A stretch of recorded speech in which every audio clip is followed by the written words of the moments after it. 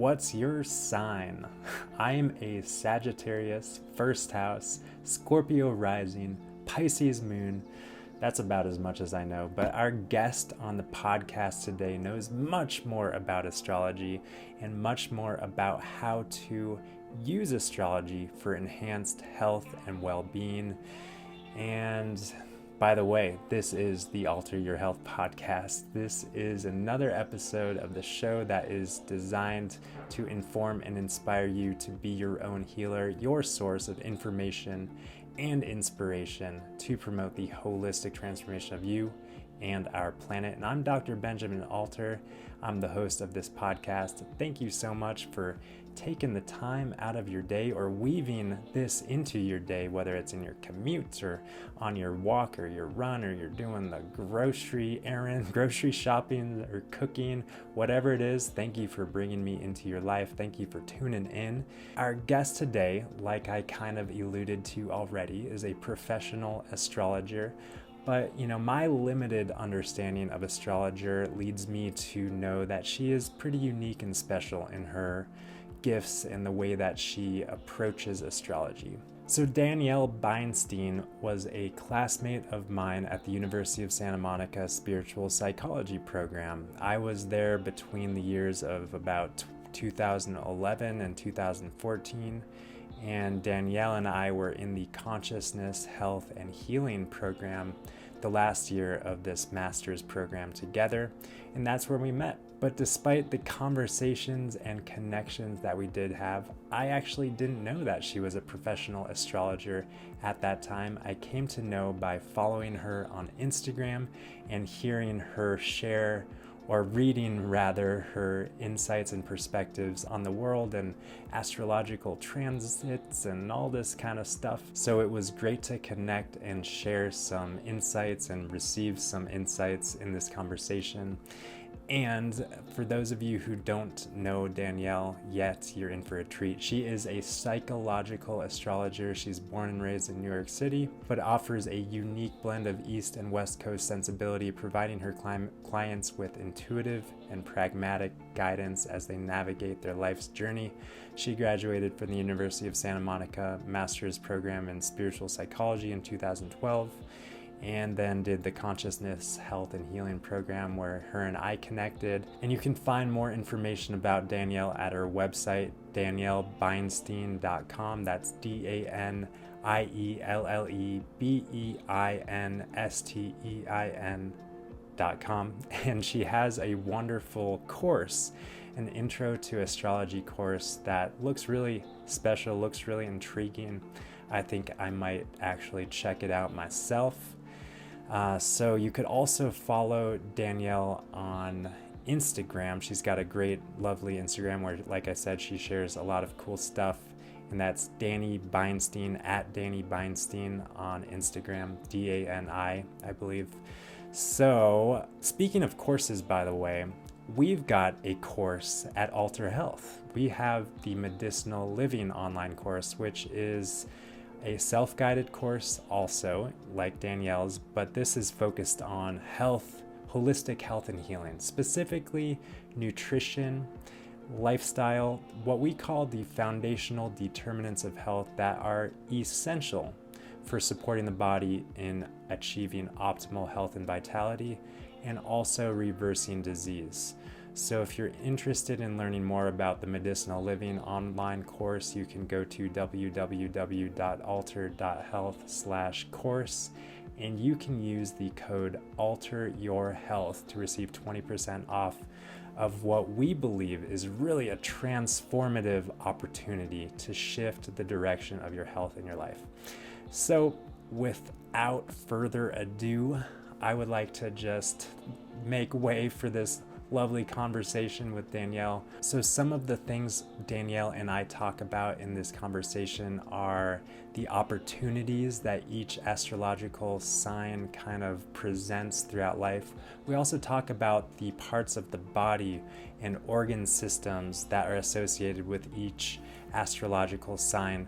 And on that note, Danielle did want me to bring more information to share with you before we dive in. There were a few kind of mistakes and holes in the information that she was sharing when she was on the spot in the conversation. Turns out she's human. So the part of the body that is associated with Libra is actually the skin. The part of the body that's associated with Sagittarius, which is my sun sign, is the thighs, which is really interesting because I've had really tight hamstrings literally my whole life. And Pisces, the part of the body associated with the astrological sign Pisces, is the feet. So we talk about the other kind of connections to the physical body. We also talk about the state of affairs globally, politically, and how amazing of a time it is when we look at the astrological transits that are happening at this time. It really allowed me to kind of see the world and what's happening with new eyes, new perspective, and I think that really helps in traversing and navigating life in general. So I do hope you enjoy this really deep and insightful conversation with our lovely guest, Danielle Beinstein.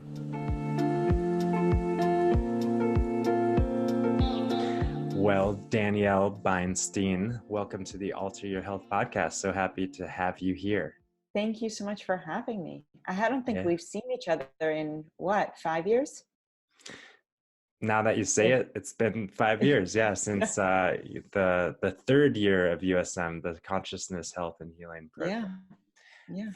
So happy to reconnect and catch up. And when we were in the program and, our time overlapping and talking with one another, I never knew that astrology was your thing. So when and how did you get into kind of the world of astrology? I actually started getting into it when I was 19 years old. And it was basically my initial gateway into spirituality and understanding that there was something larger going on. I was kind of raised in an atheist home, very science-based. And when I was in college, I just kind of found a book, the big birthday book. And, I read about my birthday and I was like, well, no one's ever been able to kind of nail me like this. So what is this thing? And that just started my path. And I kind of kept it closeted. I told a few people. One person that I told, that I spoke about at NYU in college actually ended up getting like a PhD in Germany related to astrology in a very, from a very scientific perspective. And so I would meet these kind of people along the way. And then my first job out of college, my boss was really into astrology. So I would find safe spaces to kind of talk about it, but all the while I was learning on my own. And then I went into media, both from a political angle, a nonprofit angle, and then an entertainment angle, and kind of hit a wall around 29 years old. And I ended up attending USM, where we met each other, where I got a 3-year master's in spiritual psychology. And after I completed that program, I just, through a series of events, felt called to and was getting a lot of feedback that I should just surrender to this being my thing. And that's basically how it unfolded. But I had been essentially secretly studying it for decades. You mentioned this birthday book. Mm-hmm. I don't know what the birthday book is. I guess it sounds like it's like a giant book. It's and it just has everyone's birthday in it. It has all the birthdays and then a description of the personalities based on the birthday. That was just like, wait, what is this? And then I just started to do a deep dive, reading all the different authors and just studying it on my own in any way. And then I just always had an aptitude for psychology, just a sort of intuitive understanding of people's patterns that I don't know where it came from. I seem to have been born with it. I just could spot patterns really, really easily and was always counseling people on the side. And then I kind of brought that together. I fused it. And then when I graduated from USM and had those tools and those facilitation tools and those counseling tools and had looked at my own shadow and was able to hold space for people in a wholly different way, I made it my profession. Because it was always my shadow career. No matter what I was doing, it's what I was always actually doing at the office. Cool. It's like what your heart and soul and mind was like Yeah. distracted at, you know, Yeah. during your free time, you would it sounds like you would indulge yourself in things that were sparking that inside of you. Yeah, and it never felt complicated to me. There's a lot of stuff that felt complicated in life, but it's like I started studying French in fourth grade, and I think I can say je t'aime. I took it through freshman year of college, and language didn't stick in that way, but astrology was just a language that I understood right off the bat. It just Yeah. made sense to me. That's very interesting. And my question about like your self-study, just knowing that there's so much Hmm. out there to Hmm. dive into and so many little rabbit holes within the context of astrology, I'm sure that you could get lost in. What were some of your strategies and also like the go-to resources that helped you understand this new language? That's an interesting question. So I come from an extremely rigorous academic background. So I had that kind of um, structure. And, I often say that though astrology is the way that I expressed what comes easily to me, the thing that really comes easily to me is being able to take massive amounts of information and digest them and then um, make them easily understood in layman's terms. That's always been my thing. And so my angle was always from understanding the human psyche. And once that was my angle, then I studied everything through the lens of the human psyche. That's how I Got it. approached everything. And Yeah. so that became an easy way to discover. The first way to really start to understand astrology is, of course, the signs and the archetypes of the signs. There are 12 zodiac signs. The second would be the planets, what they represent. And then the houses. So a natal chart is made up of a 360-degree wheel divided into 12 pie slices. And those pie slices are the houses, and they represent different aspects or arenas of our life. So obviously those three, started with those three. And then I just kept doing a deep dive. Then you have to do the aspects, the energy Mhm. between the planets or points, Got then it. the points to look at, for example, the ascendant, the descendant, the midheaven, the nadir, all of these points. So I just kind of, I don't know, I think it's just because I was always self-studying. Even in college I did independent courses in my undergraduate degree, so I've always been an independently minded Mhm. student. So when you picked up this birthday book and the astrology and the description of you and your sign spoke to you, how else along your path did astrology personally connect with you and motivate you and inspire you? Did you have any other kind of insights or experiences where like, whoa, this is a real thing. I like this is powerful. Yeah. So like I said, I made a friend or an acquaintance in college who was studying it. So, and then my first boss out of college when I worked at Scholastic was really into astrology and was much older than me and very knowledgeable. And she was like, you really understand this stuff. So I would get these markers. And then at USM, there's a very famous astrologer. She'd been doing it for 30 years or so, or even more. And she just said, you know, you can do this. I'm telling you, you understand it. And so I got this kind of permission along the way But and my support. question, yeah, my question is Yep. more along the lines of like, did you ever have a reading or an experience with your own chart that was like, Yes. powerful and yeah, inspirational? Well, yes, once I started to understand my own chart and use my own chart as a point of healing and self-discovery, that opened my life completely. Mm-hmm. Like that Yeah. changed the course of my life because I started to understand why I was doing what I was doing. I started to understand my motivation, my desires in a way that I could clearly elucidate, and that had a enormous impact on me. Mm-hmm. So when someone asks like what is your sign? Like what's your answer? Because I know there's many things that you could share from that? Obviously, people are asking, what is your sun sign? But when you kind of, how do you like to share your sign, so to speak, quote unquote, to other people? And how do you encourage other people to share their sign? Well, when people ask that, what they're asking is what their sun sign is, right? So my sun Yeah. sign is Virgo. Um, but, you know, I have a very Saturnine chart, meaning my chart is heavily impacted by Saturn and by the moon. So I'll talk about that. And, you know, there's different planets or points or luminaries that have greater impact in a chart depending. So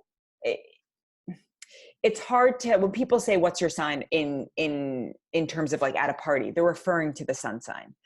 But when an astrologer will say you may be Plutonian, which you have a very heavy influence in Scorpio, or Pluto, they may say you're Saturnine, which means that there's a heavy focus on responsibility, duty, backbone. Jupiter, which is expansion, right? A sense of optimism, exploration of the higher mind. So it's looking at the impact of the outer planets as well, and how heavily they play out in the chart. There's an astrologer named Donna Cunningham, and online you can take a test to see, you know, how heavily you are influenced by the outer planets. Got it. So, and then, you know, like obviously most people are familiar with astrology just based on the horoscope, which is in like the newspaper and magazines, and now there's all the apps and stuff like that. And talk to me a little bit about your perspective, your psychological, spiritual perspective on astrology, and how that maybe is unique and different from, you know, what people classically understand as being astrology. Yeah, so a lot of people who classically understand astrology see it as predictive. They see it as this is going to happen to you. That's not my approach at all. My approach is we are made up of the energy in our chart, and how we choose to respond to it, how we choose to utilize it, is going to reveal the course of our life, right? We can stay in victim consciousness and be in blame, and assume that our entire lives are completely fated, or we can take personal responsibility and be a steward of the energy that is given to us or through our, you know, our birth. So, you know, horoscopes are really reductive because it's very productive. It's very, it's based on the idea that your sun sign is your rising sign at 0 degrees, which sounds very complicated, but basically it's not as universal as it may appear. It's kind of the archetypal sign. There's the 12 zodiacs, and it's like the archetype of each one. Yes, but when they're saying, let's say that Saturn is moving into your 5th house, it's not mathematically accurate that every person who is, you know, a Virgo will have Saturn transiting through their 5th house at the same time. I see. So it's not as exact as people make it out to be. Well, it can't be, because there's however many billion people and there's only 12 zodiac signs. Yes, exactly. So the mathematical degrees really play a huge part. So I have a very, you know, very advanced program that I use to get people the exact dates of certain transits. But then it's really the majority of my work is the counseling, the spiritual counseling and facilitation around either the natal chart or the transits that one is experiencing. Mm-hmm. So people do not come to me because they want to know the exact date to get married or the exact date to take a job, because it'll end up very far from that. I mean, they may come to me for that, but ultimately we get to deeper and deeper levels as to what's motivating the individual, what's present, what limiting beliefs or fears are there that are preventing them from really attuning to their deepest heart yearnings and the lessons available to them through the various transits. Mm. Yeah, what I'm really interested in is, the kind of intersection or the relationship between astrology and health and well-being, and like how we can gain enhanced So health and that's well-being through insight into our chart. Yeah. Yeah. So that comes because that's a great question. I find that dis-ease comes when people, myself included, I'm a person, fights against the what isness, right? When there is a grasping or a clamping, or our body is trying to reveal to us that we are not listening to our deeper inner yearnings. And then our body gives us biofeedback as a result of that. So a lot of my work in astrology is to acquaint people with and deepen people's awareness of their core makeup, to align them with their true calling. And a lot of times we're just seeking permission. A lot of times I'll, at the end of a session, people will be like, just hearing this gives me affirmation of who I thought I already was. And, sometimes we just need that added push to trust in what our deepest self is telling us, or we need space held for us so that we can look at the fears or limiting beliefs or anxiety that is running the show, and that how that shows up, it can cause dis-ease in the body. Yeah. And all the different signs represent different aspects of the body. So for example, Virgos or people with strong Virgo energy, a lot of times their issues show up in digestive ways. Cool. Yeah, I'd like to hear more about the connections between the signs and the parts of the body. And also another thing that I kind of, has been explained and introduced to me in the context of astrology is like these opportunities. The chart is really like a way to see opportunities to learn and grow. And I think that if we can, have greater awareness of these spiritual and also real life physical opportunities, like then we can move into our health or move into our life in a healthy sort of way.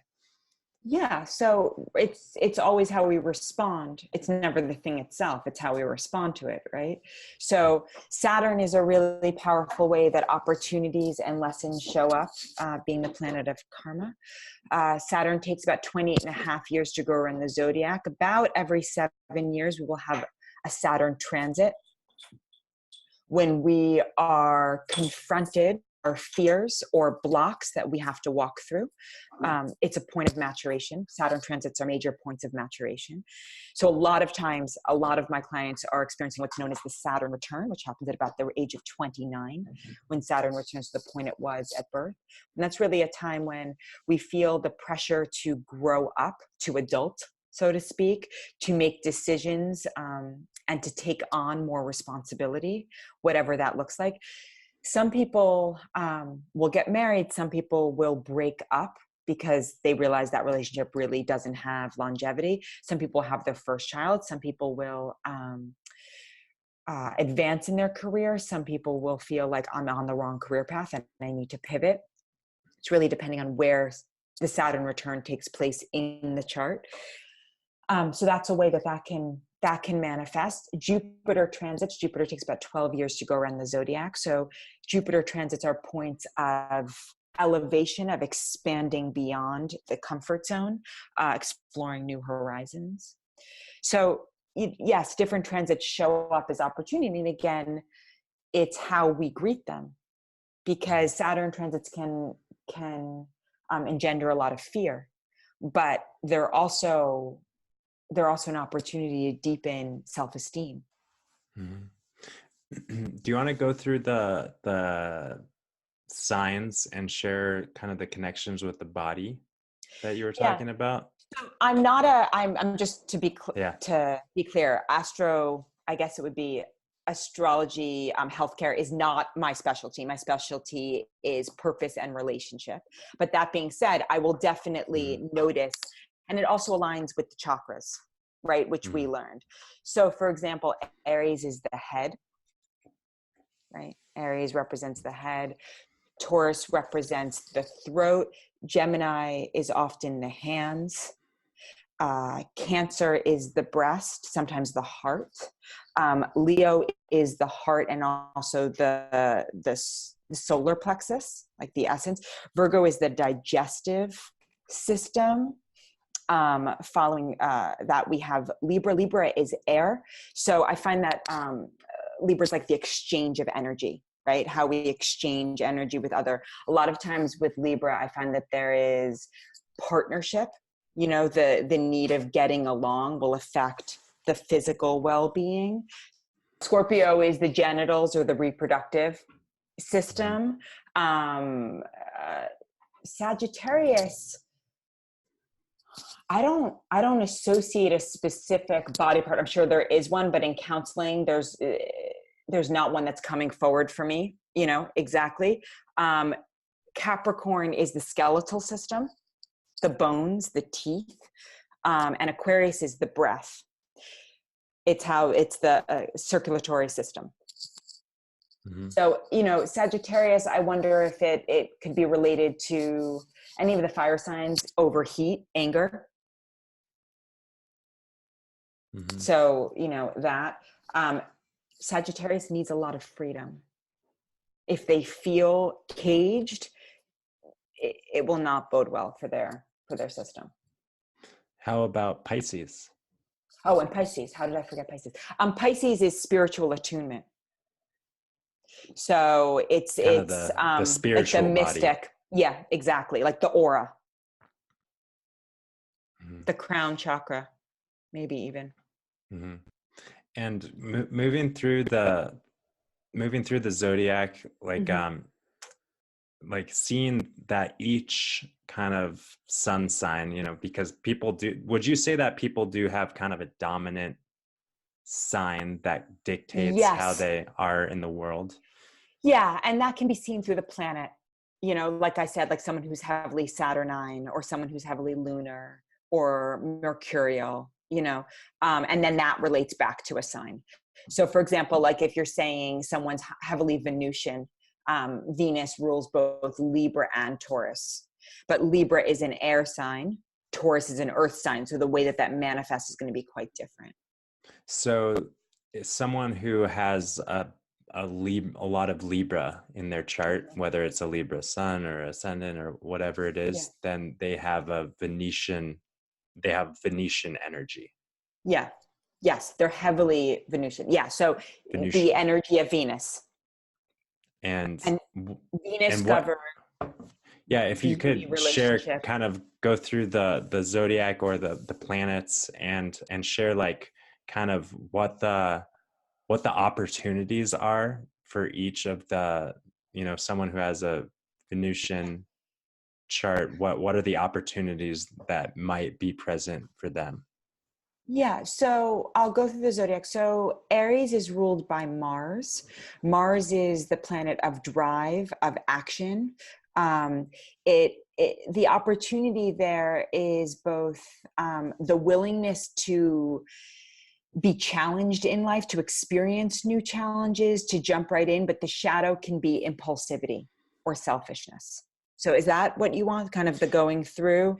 Yeah, I think that it helps for people to kind of, you know, have a relationship and connection with like because we all kind of hear what an Aries and fire kind of tendency is, but what are the opportunities that may present in life to transcend or integrate or, you know, fully realize whatever a healthy expression of that person or archetype is? Yeah, so Aries would be that energy really excels when they're up for a challenge, when they're willing to take on new experiences.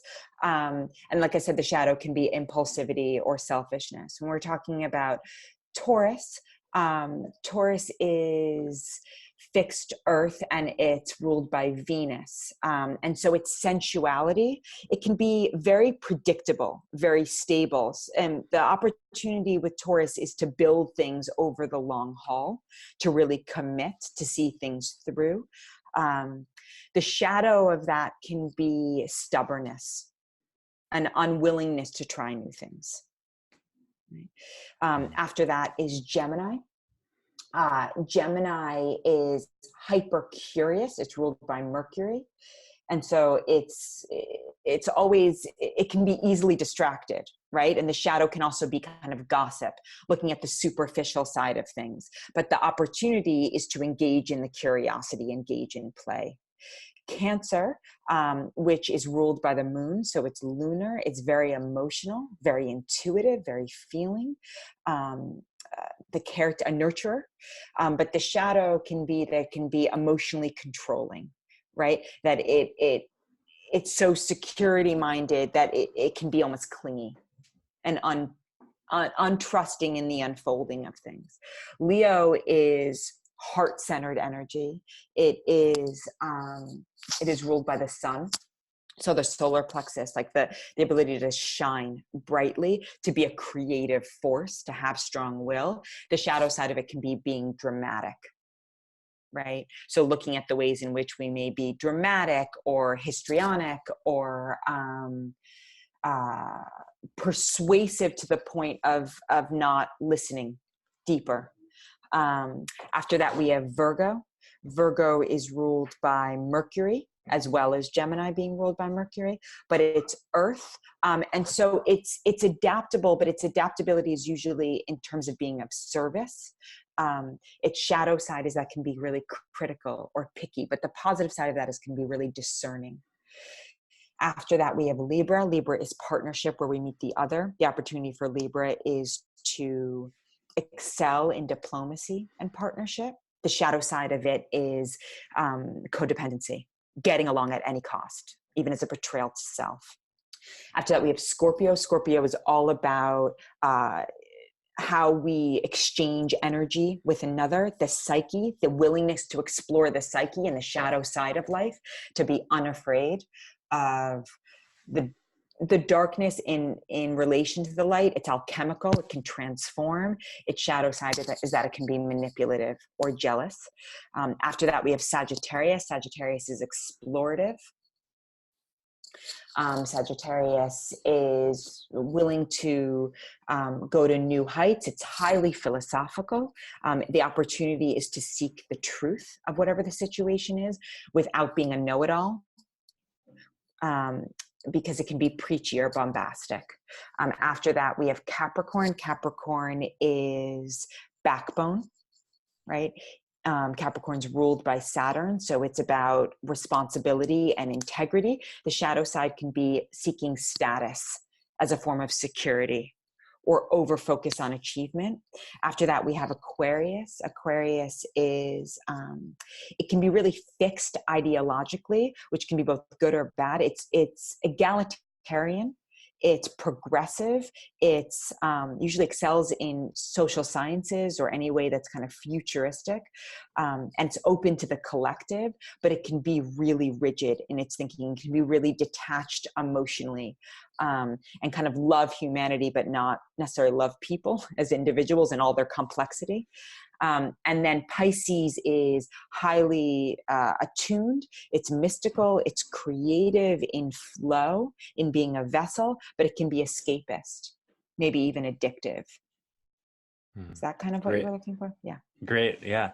And one thing that, really resonates with me is that we all have all of these, right? Yep. Like that's we right. all have all of these, because a lot of people just fixate on, I'm a Sagittarius, this is me. But we all have all of these to some degree, expressing at various points at least. So Yes. what can you talk a little bit about, like, how, like, my understanding is like the stars are, the stars are going around, we're going around the stars, we've got this relationship with our stars, and based on that, like, different aspects are pulled out of us maybe, or magnified, or the light is shined on us in unique ways. Could you talk a little bit about how, like, because we've got the natal chart, and then could you talk about how the transiting universe and stars influences the expression of a natal chart over the course of a lifetime? Yeah, so what you're referring to is transit. So obviously our energy as beings, we're dynamic. We may pull different parts of our own, of aspects of our psyche in certain circumstances. And then on top of that, there's transits in the sky. And when they make a geometrical aspect to one of our planets or points, we are activated. And there are certain, it speaks to the timing and cycles of our life. Like I referred to Saturn. Saturn takes 20.5 years to go around the zodiac. So at certain times we are activated by Saturn and we are called forward into our backbone. Now we may move into the fear, and there's an opportunity the next time we have a Saturn transit to look at that from a different angle. But these things are cumulative. So the more willingness we are to work on ourselves, the more we're going to see benefits down the line.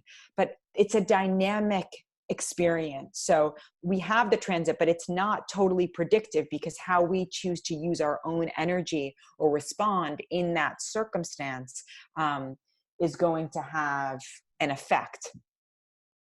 So the transit is maybe a potential tendency, but then it brings an opportunity. The transit brings an opportunity, and that may show up in physical world reality, or that opportunity may arise from our subconscious. Mm-hmm. But it's always an opportunity to discover ourselves and discover ourselves within the context of our world. From your perspective, how often might it be helpful to take a look at the chart in space and time? You know, how often might it be helpful to see an astrologer like you, or any other astrologer? Well, I encourage people to not become reliant on astrology, to use it as a tool, but not to check it daily. Oh my God. So I encourage, once a quarter can be really great to check in, just like what's happening in this season, over the course of 3 months. It can be really helpful once a year. I have clients who are, if they're experiencing a certain really intense transit, like a Pluto transit, which is arguably the most intense transit you can go through, I'll see them almost in a therapeutic sense, like weekly, to process that. It really runs the gamut. So I completely leave it up to my clients to sign up or check in when they feel. And one of the greatest things that I love about my work is that I have clients all over the globe. So I really take into consideration the context, the environment. Astrology is not in a vacuum. The energy it's expressed through people. And so if we're raised in a certain society that expresses a certain dominant value system, that has an effect on how we relate to our own energy. So I very much take that into context. And as a student of history, I employ all of that when working with clients. It's always there. That leads me to kind of wonder, based on like the kind of political global things that are happening, can we look at astrology to kind of help us understand what's going on? 100%. 100%. So we're approaching this major astrological event on January 12th called the Saturn-Pluto conjunction. And that is, Pluto takes about 240 years to go around the zodiac, Saturn about 28.5. So they're meeting up in Capricorn, which is the established order. So when Pluto first moved into Capricorn in 2008, it coincided with the Wall Street, the Great Recession, right? And Saturn coming along, and we're at the anniversary of the fall of the Berlin Wall, right, which was in 1989. So that you take those kind of two things. And last time Pluto was in Capricorn, the Declaration of Independence was signed in America. So you have all of these kind of confluence of events, and it's global order that's being shaken up at the very core. So that's That's what we're witnessing right now. I kind of just got the like chills, Yeah. like Yeah. to It's hear. wild. And then Yeah. also Uranus entered Taurus last year, will remain for about 7 years. And last time Uranus was in Taurus was the Great Depression. So there's a shakeup of, because Uranus shakes everything up at the core. It's the great liberator, but it's bringing instability to the financial markets. The things that we look to as being the source of security, there's a shakeup, right? Farming, how we relate to food sources, how we relate to water sources. Greta Thunberg, I think that's how you pronounce her last name. Everything that she's bringing forward, she's a double Capricorn. With strong Scorpio. So she embodies this change, this radical change that's coming. It's really remarkable if you look at it through that context. And you look at people, and especially certain figures, as being vehicles for the change. Totally. It's like almost like she's like a Joan of Arc. Yeah, she's powerful. Oh my gosh. And I've been like following her on social media for I think like a year and a half or something. And when I started following her, she had like 80,000 followers. She has like 6 million when I looked yesterday. Yeah. It's going to keep climbing. So she represents, as a double Capricorn, she represents this energy that is taking hold. And it's unstoppable. I mean, there may be ways to squash it in the short term, but radical change is coming.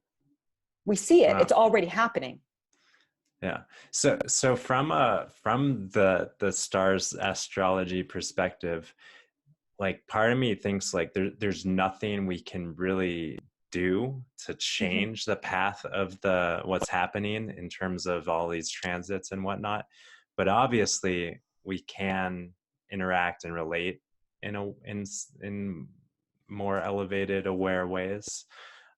So speak a little bit to what the opportunities are, maybe collectively, as we are being, inevitably being part of these transits that are associated with the Great Depression and the Berlin Wall and the Declaration of Independence and all of these kind of energies happening and coming into sync in our time.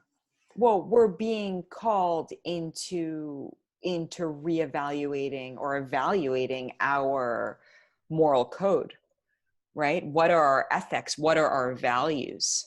And so obviously on an individual level, the more individuals do that, the more there's collective change.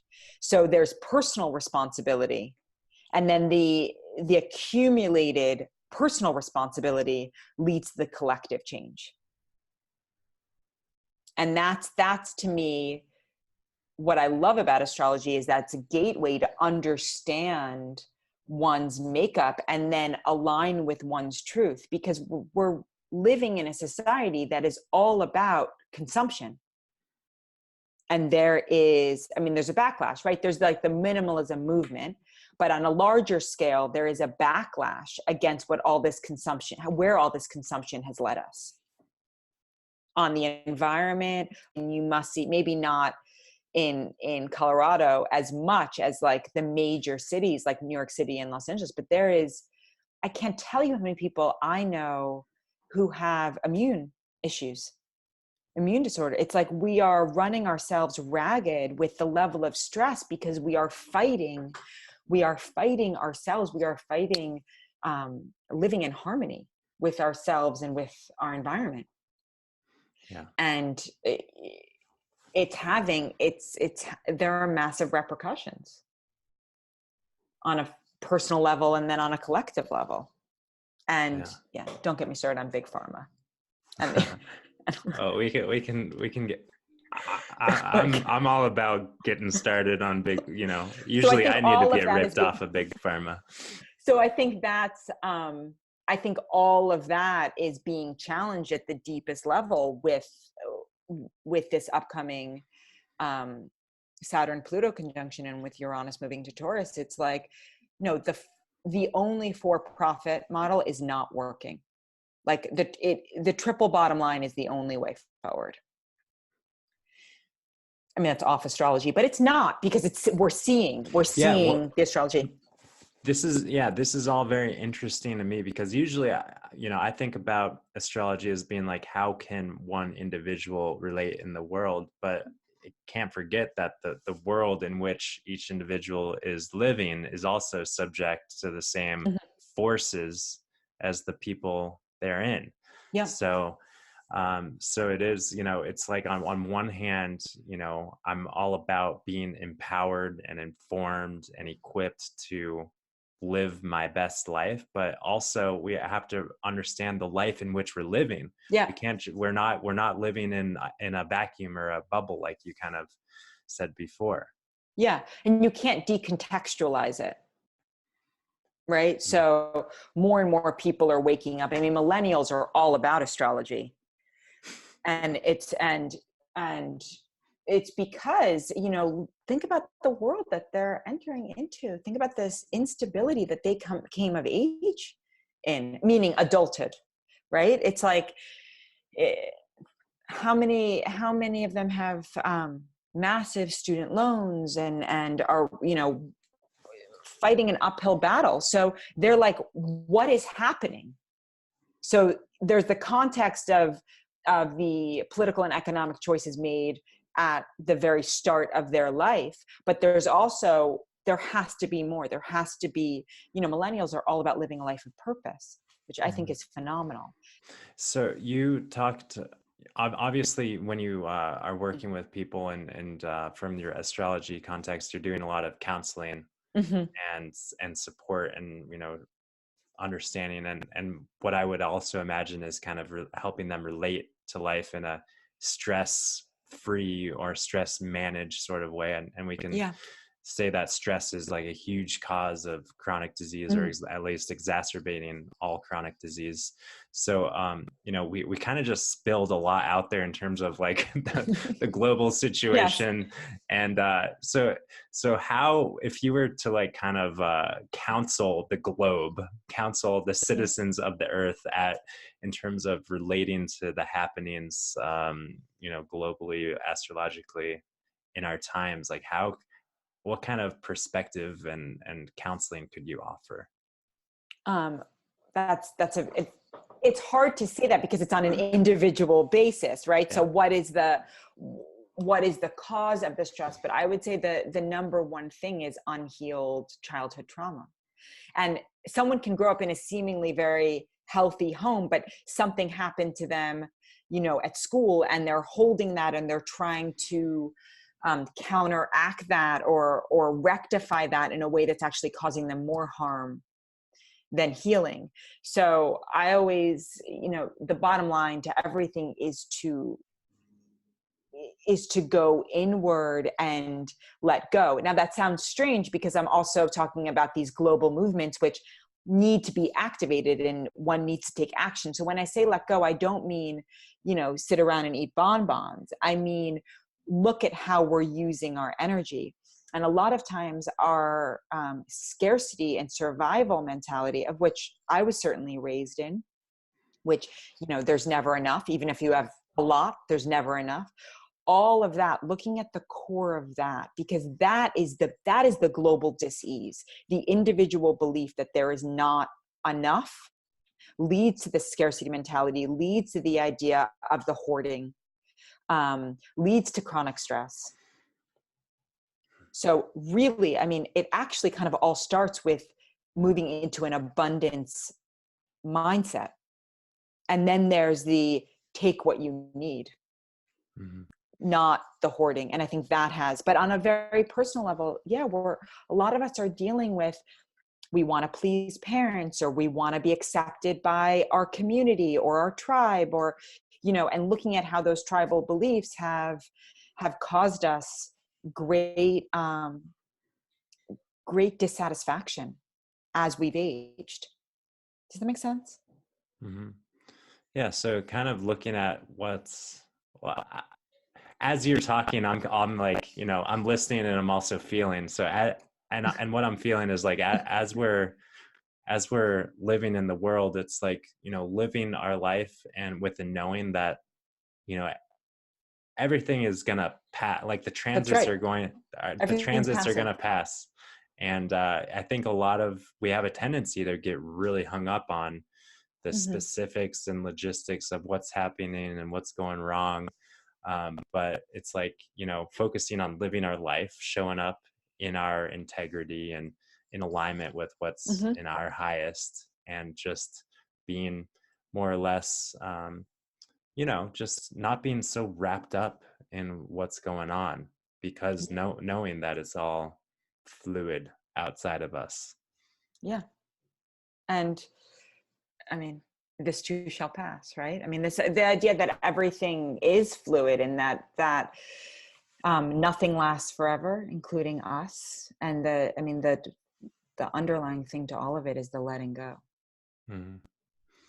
So, in your experience, in your work, have you been witness to any real transformative events or Yes. happenings through the astrology perspective, like in your From astrology myself or with work? clients. Yeah, like both. Yeah. Yeah. I'd love Massive. to yeah, I'd love to hear like some ways that, either personally or, in client stories, how astrology and how gaining an astrological understanding has supported transformation or shifts or healing in whatever ways. Well, I don't want to scare anyone, but at the end of my Pluto transit to my moon, which is a major transit, not everyone will have it in their lifetime. I took a month-long road trip sabbatical. This was 3 years ago, to have a rebirth. And I didn't realize I didn't realize what was actually going to happen, which was on day one of the road trip, my car flipped 4 times on the 101 and I had a near-death experience. So I had a literal rebirth, because a Pluto transit is a death and rebirth, but I didn't realize that I was going to have a literal rebirth. I thought I was going to take a sabbatical and go in the woods and write.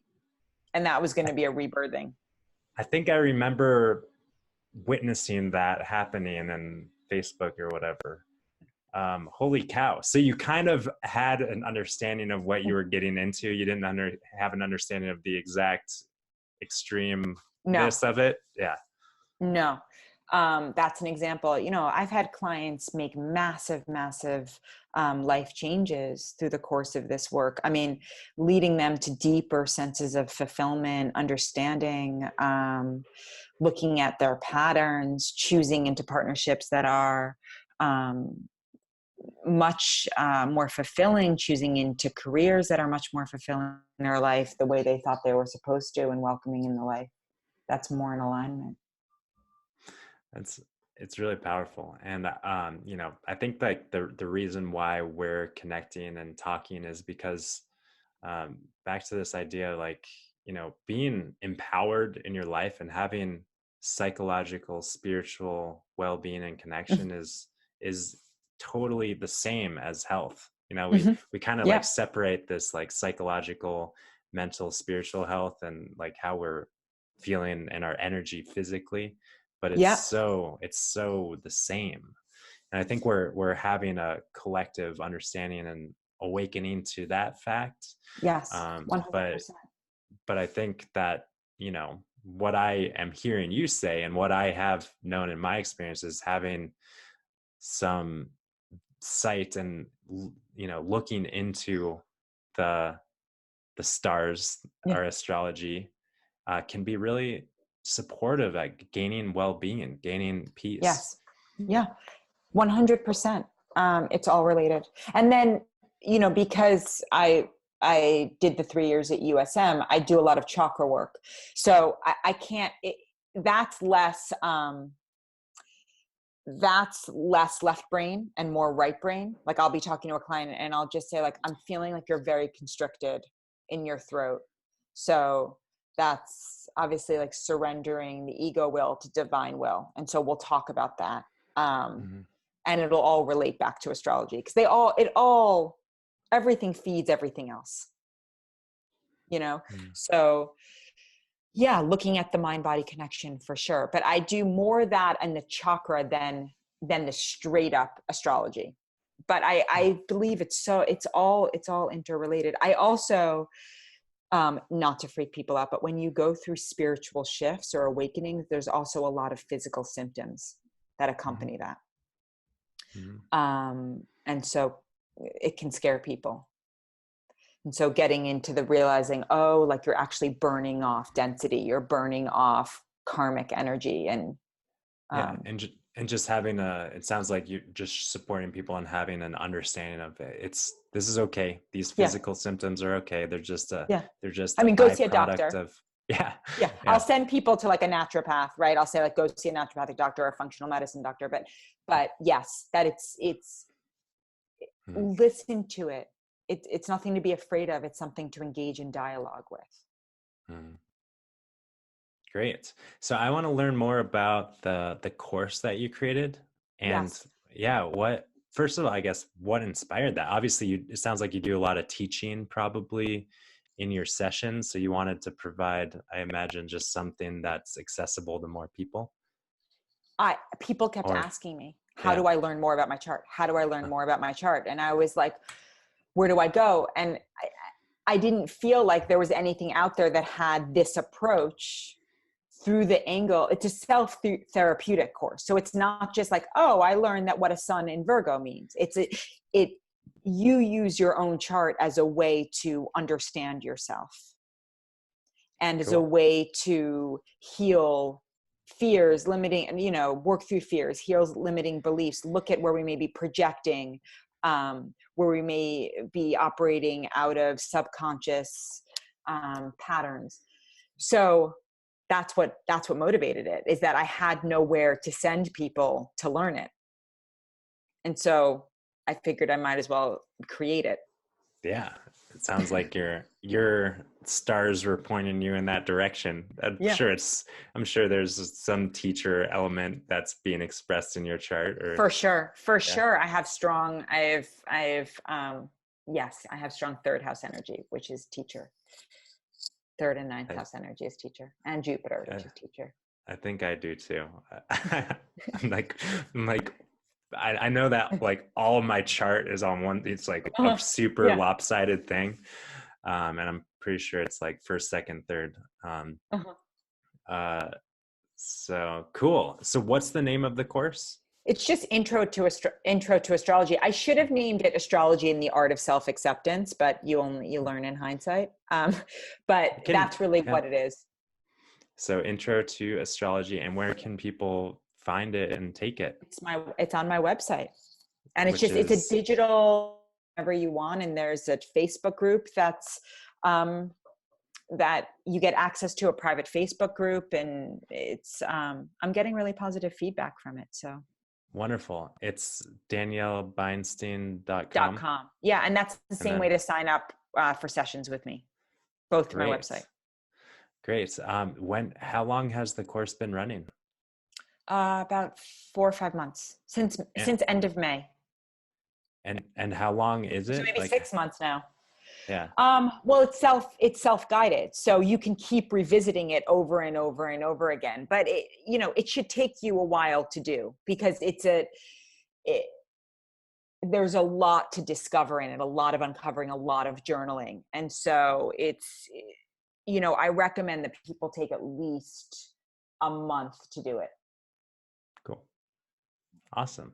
Well, I'm really curious and intrigued, and maybe I'll go through it myself. I'm always interested in gaining new perspective on my chart, and I'm like such a novice. And it's funny that you said that. It's like, it sounds like it's second nature to you when you started learning it. Foreign languages were out of the question, but astrology, piece of cake. For me, it's like, what is all this stuff? Even though I'm very scientific and geometric, I love geometry and like angles, and like that part of me really clicks, but kind of everything else, all the other language doesn't. Any other kind of words of wisdom or advice maybe on the topic of people either getting into astrology, and obviously starting with your course would be a great thing to do, or kind of relating with these crazy times that we're in the midst of? I think the word is self-acceptance. because it's like and compassion for the self. And I'm a big believer that a change is more effective when you accept where we are right now, and from there you say, what are the choices that I'm going to make moving forward, right? But when we're in resistance to what is, become with that energy. So that comes to us as well. Like, I'll get clients and they're like, oh man, I hate that I have an X moon. And it's like, no, let's look at that, because that's revealing. Like, where does that self-loathing comes from? Let's unpack that. Yeah. Because you can't change your moon or gift. Anything else. There's a gift in there. No. And there's a gift, right? Like, I'd love to be 5'8". I'm not. There's benefits to being shorter. I like to travel a lot. It's really helpful on a plane that I can curl up in a seat. You know what I mean? Like, there's always a positive. Yeah. So self-acceptance. Yeah. That'll take us a long way. Yeah, for sure. Well, Miss Danielle Beinstein, thank you so much for my pleasure. For your time and sharing your insights and astrology. I think that, what's happening globally is really interesting. So that's definitely one thing that I took away. Better understanding and how to accept myself and also the world. Yeah. It's like, I can't change the stars. So why bother trying? All right. Well, thanks again. So my pleasure. Thank you for having me. Peace and love, and until next time.